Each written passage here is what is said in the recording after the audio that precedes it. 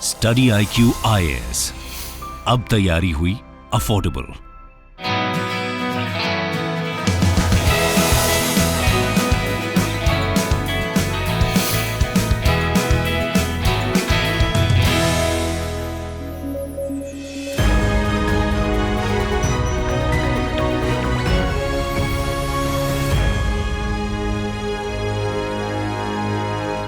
नमस्कार, news at 9 programme में आपका स्वागत है। मैं हूं अमृत उपाध्याय और जैसा कि आप जानते हैं आजकल IAS और स्टेट एग्जाम्स का ट्रेंड किस तरह से बदल रहा है, करंट अफेयर्स से रिलेटेड सवालों को किस तरह से परीक्षा में अब पूछा जाने लगा है।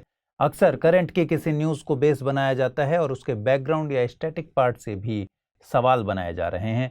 ऐसे में हमें अपनी तैयारी को बदलते हुए ट्रेंड के हिसाब से बदलना होगा और डेली बेसिस पर करंट अफेयर्स की गहरी जानकारी को हासिल करना होगा, ताकि ठीक परीक्षा के समय आपके सामने ये चुनौती ना रहे कि सब कुछ एक साथ याद करना हो और आप पूरी तरह से कॉन्फिडेंट होकर एग्जामिनेशन हॉल में जाएं। इस बुलेटिन में हम ऐसा ही करते हैं, दिन भर की बड़ी खबरों को समझते हैं जिनसे सवाल बनाया जा सकने की संभावना होती है। आइए सबसे पहले आज की हेडलाइंस पर डालते हैं नजर। विकासशील देशों में कूटनीतिक बढ़त के लिए G7 देशों ने खेला बड़ा दांव। चीन की बेल्ट रोड इनिशिएटिव को टक्कर देने के लिए $600 बिलियन का फंड तैयार। भारत जैसे विकासशील देशों में इंफ्रा डेवलपमेंट पर रहेगा जोर। रवांडा के किगाली में चोगम की बैठक खत्म। 2 नए अफ्रीकी देशों गैबन और टोगो को किया गया शामिल। लिविंग लैंड्स चार्टर पर भी बनी सहमति। और स्वीडन और फिनलैंड को नाटो में शामिल करने पर तुर्की का ऐतराज। यूक्रेन हमले के बाद रूसी खतरे को बढ़ता देख नाटो की सदस्यता मांग रहे दोनों देश। कुर्दिस्तान को समर्थन देने के नाम पर तुर्की कर रहा है आनाकानी। खबरों में आगे बढ़ने से पहले एक जरूरी सूचना। आप लगातार ये मांग कर रहे थे कि इस न्यूज एट 9 बुलेटिन का PDF आपको प्रोवाइड किया जाए, तो सोमवार से यानी कल से हमने इसका PDF प्रोवाइड करना शुरू कर दिया है। इसके लिए आपको अमृत उपाध्याय 007 टेलीग्राम चैनल पर जाना होगा और अमृत उपाध्याय 007 टेलीग्राम चैनल पर हर रोज इसके PDF को जारी किया जाएगा। चलिए आगे बढ़ें। जर्मनी में चल रहे G7 के 48वें शिखर सम्मेलन में सभी 7 देशों ने एक बड़ा कूटनीतिक कदम उठाया है। यह डिप्लोमेटिक स्टेप चीन की बेल्ट रोड इनिशिएटिव का काउंटर माना जा रहा है। गौरतलब है कि चीन 2013 की अपनी BRI योजना के जरिए चीन और एशिया के दूसरे पार्ट्स को अफ्रीका और यूरोप से कनेक्ट करना चाहता है। इसके लिए वो खासकर डेवलपिंग कंट्रीज में इंफ्रास्ट्रक्चर डेवलपमेंट पर बड़ा इन्वेस्टमेंट करता है। हालांकि इसका उल्टा असर भी यह भी देखा जा रहा है कि कई देश अब चीन के कर्जदार बन चुके हैं। BRI योजना से पश्चिमी देशों को डर है कि एशिया और अफ्रीका के इन देशों में उनकी पैठ कमजोर न हो जाए। इन्हीं सभी बातों के मद्देनजर G7 ने partnership for global infrastructure and investment पर दस्तखत किए हैं। इस प्लान के जरिए 2027 तक $600 बिलियन जुटाने का लक्ष्य रखा गया है। इस फंड का इस्तेमाल G7 देश भारत जैसे विकासशील देशों में इंफ्रास्ट्रक्चर डेवलपमेंट में करेंगे। आपको बता दें कि इस योजना की घोषणा पिछले साल ब्रिटेन में हुए G7 शिखर सम्मेलन में ही कर दी गई थी। सम्मेलन में अमेरिका ने भी घोषणा कर दी है कि वो इस प्रोजेक्ट के लिए अगले 5 सालों में $200 बिलियन जुटाने का काम करेगा। इसके लिए ग्रांट्स, फेडरल फाइनेंसिंग और प्राइवेट सेक्टर के इन्वेस्टमेंट पर काफी जोर रहेगा। G7 दुनिया के 7 विकसित देशों का एक ग्रुप है जिसमें America, Canada, France, Germany, Italy, Japan और यूनाइटेड किंगडम शामिल हैं। यूरोपियन यूनियन भी इसकी बैठकों में शामिल होता है।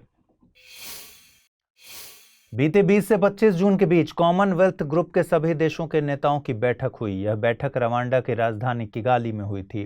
भारत की तरफ से विदेश मंत्री S जयशंकर ने बैठक में हिस्सा लिया था। कॉमनवेल्थ ग्रुप के इस सम्मेलन को चोगम यानी Commonwealth heads of government meeting कहते हैं। हेड्स ऑफ गवर्नमेंट की यह मीटिंग हर 2 साल में होती है। मीटिंग में सदस्य देशों के शीर्ष नेता शामिल होते हैं।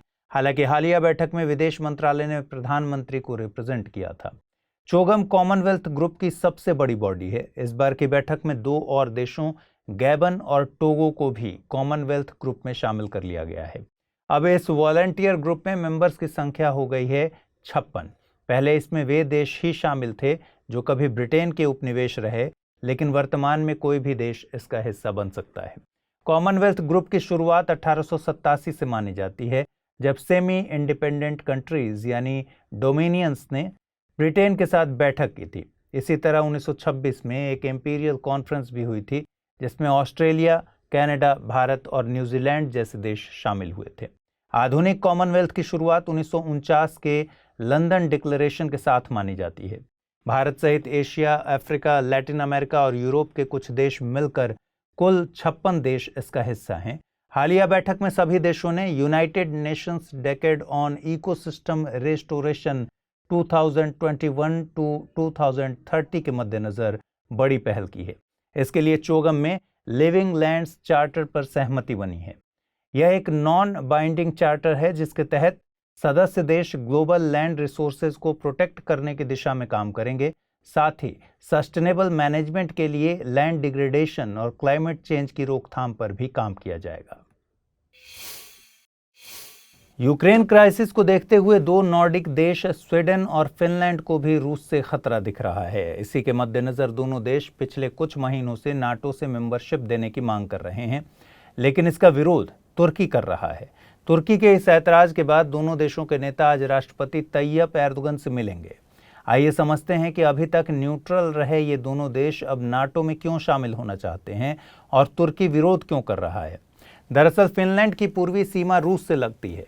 यूक्रेन पर रूस के हमले के बाद अब फिनलैंड अपनी भी सुरक्षा चाहता है।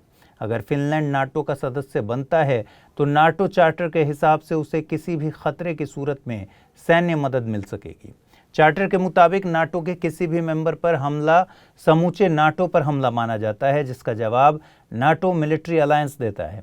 स्वीडन की सीमा भले ही रूस से नहीं लगती, लेकिन यह देश बाल्टिक सागर के पूर्वी तट पर मौजूद रूस के कालिनिनग्राद से काफ़ी नज़दीक है। कालिनिनग्राद रूस का हिस्सा है, लेकिन रूस के मेनलैंड से बहुत दूर है। हालांकि यह सुवाकी गैप के जरिए बेलारूस से सीधा कनेक्ट है। कालिनिनग्राद लिथुआनिया और पोलैंड के बीच लोकेटेड है। दोनों के पड़ोसी देश नॉर्वे और सामुद्रिक पड़ोसी देश एस्टोनिया, लातविया और लिथुआनिया पहले से नाटो में शामिल हैं। तुर्की का आरोप है कि दोनों देश कुर्द लड़ाकों को सपोर्ट करते हैं। आपको बता दें कि कुर्द समुदाय के लोग लंबे अरसे से अलग कुर्दिस्तान देश की मांग कर रहे हैं। कुर्द लोग तुर्की, सीरिया, इराक, ईरान और अर्मेनिया में रहते हैं, लेकिन तुर्की में इसका सबसे बड़ा क्षेत्र है, लिहाजा तुर्की काफ़ी समय से कुर्द लड़ाकों से जूझ रहा है। गौरतलब है कि सीरिया और इराक में इस्लामिक स्टेट से लड़ने में कुर्द लड़ाकों की बड़ी भूमिका रही थी। नाटो की ओपन डोर पॉलिसी के तहत कोई भी यूरोपीय देश इसमें शामिल हो सकता है जो इस तरह अवस्थित हो कि नॉर्थ अटलांटिक एरिया की सुरक्षा और ज़्यादा पुख्ता हो। हालांकि उस देश को सभी सदस्य देशों की तरफ से टेक्निकल और लीगल रेटिफिकेशन मिलना ज़रूरी है। रिसर्चर्स की एक टीम ने 3D प्रिंटिंग टेक्नोलॉजी के सहारे एक N95 मास्क तैयार किया है। यह mask reusable, recyclable, non allergic है और इसे धोया भी जा सकता है।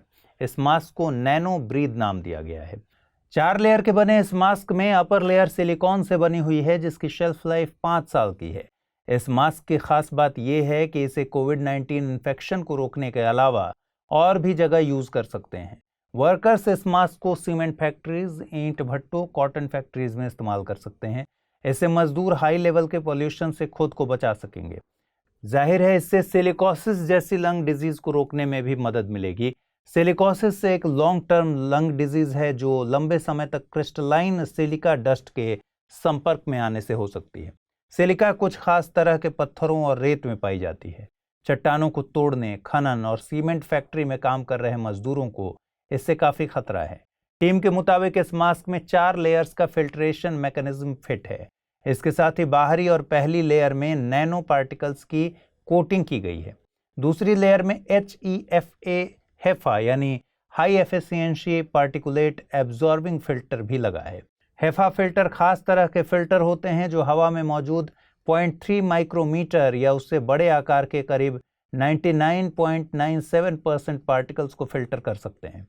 इस मास्क को तैयार करने वाली टीम को FIST यानी fund for improvement of science and technology infrastructure project की तरफ से मदद दी गई थी। FIST science and technology department की एक फंड स्कीम है। इस फंड के जरिए यूनिवर्सिटीज़ में नए नए शोध करने के लिए बेसिक इंफ्रास्ट्रक्चर पर खर्च किया जाता है। 3D प्रिंटिंग को एडिटिव मैन्युफैक्चरिंग भी कहते हैं। इस मेथड में कंप्यूटर क्रिएटेड डिज़ाइन का इस्तेमाल कर 3 डायमेंशनल ऑब्जेक्ट्स बनाए जा सकते हैं। आज के समय में एजुकेशन में बच्चों के लिए एक्स्ट्रा करिकुलर एक्टिविटी टूल्स बनाने में 3D प्रिंटिंग का ही इस्तेमाल हो रहा है। Prototyping and manufacturing, medicine, construction, art and jewellery में अब ज़्यादातर 3D प्रिंटिंग पर ही फोकस किया जा रहा है। तो आज के इस बुलेटिन में फिलहाल इतना ही। कल रात 9 बजे फिर आपसे मुलाकात होगी। अपना ख्याल रखिए, ठीक से पढ़ाई कीजिए। नमस्कार।